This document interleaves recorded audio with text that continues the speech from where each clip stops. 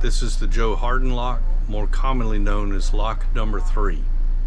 This is located on the Arkansas River, about halfway between Pendleton and Pine Bluff.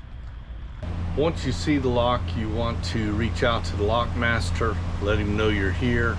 If you're within visual sight, he may already know, but reach out to him for the Joe Harden lock, lock number 3. That's on channel 16. In the Arkansas River, you don't need to use their proper names. They're happy if you just call them by their lock number. So we're going to call out on channel 16 to lock number 3. Lock number 3, this is Elixir.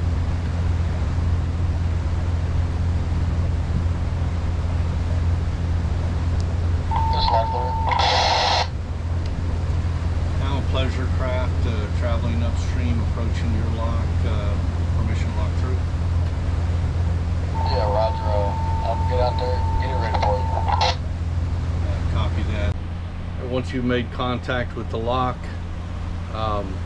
while you're talking to him, go ahead and ask him what side he wants you to pull on, or if you have a preference, ask him if that's okay. Do you have a preference? Is it okay if we pull in on port side? Don't matter there, just whatever side you want to go to. Copy that, appreciate it. Elixir standing by on 16. Most of these locks don't care if they're not busy. They let you take whatever side you want, but it's always best to clear that, especially ahead of time, because your line handler has to get fenders ready, they've got to get lines ready, and it helps them if they know ahead of time what side you're going to be docking on. So in our case, we're going to dock port side. That's just our preferred, in part because I can see my back corner when I'm departing the lock, so I can see how close I am to the wall as I'm trying to pull off of it. Any crew members on the deck are required to have life vests. Any personnel inside the boat or up on the flybridge are not required to have life vests. We recommend putting out a bunch of fenders on whichever side you're going to tie on. The turbulence in the lock can sometimes swing you back and forth. And so to protect your boat from hitting against the wall, you want to have plenty of fenders out. That lock master didn't say it was okay to come in. He said he was going to go get the lock ready. Now that we're approaching, I can see he's just now opening the gates. So we're not going to enter until he gives us the go-ahead. When you see the green flashing light, it's okay to proceed on into the chamber, or if the lock master radios you and tells you it's okay to proceed on in. Hey, Cap, you can come on in here. Copy that, thank you.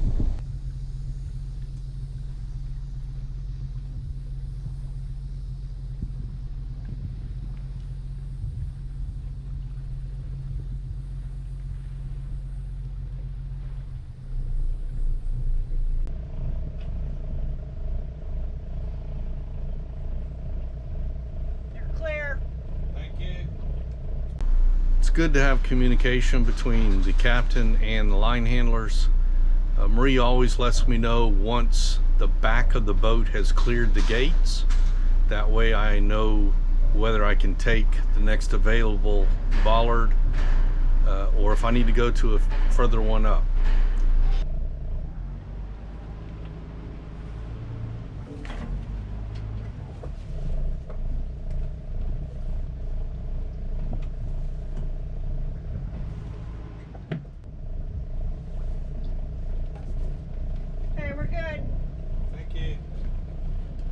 Additionally, she lets me know when she is securely tied to the bollard, and then I relay that to the lock master.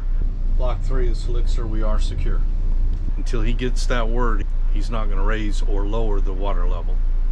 Lock number 3 has the floating bollard system, so you will have a single tie amidships to the floating bollard. The lock is about 550 feet long. Lock number 3 uses the system of pipes that come up through the bottom of the lock to fill the chamber and to drain the chamber. So the lock doors stay completely shut throughout the process. They're going to raise or lower you about 19 feet.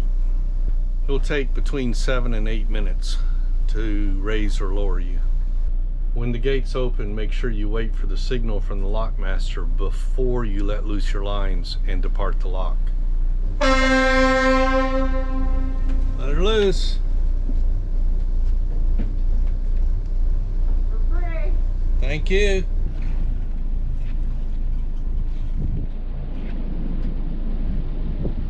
Thanks for watching.